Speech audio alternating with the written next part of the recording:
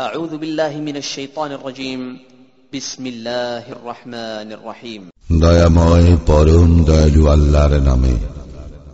عبس وتولى সে ভ্রু কুঞ্চিত করিল এবং মুখ ফিরাইয়া লইল, أن جاءه الأعمى কারণ তাহার নিকট অন্ধ লোকটি আসিল।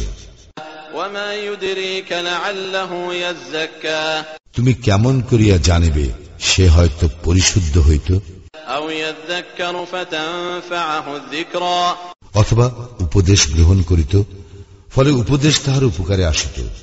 أما من استغنى পক্ষান্তরে যে পরোয়া করে না, فأنت له تصدى তুমি তাহার প্রতি মনোযোগ দিয়াছ, وما عليك ألا يزكى অথচ সে নিজে পরিশুদ্ধ না হইলে তোমার কোনো দায়িত্ব নাই।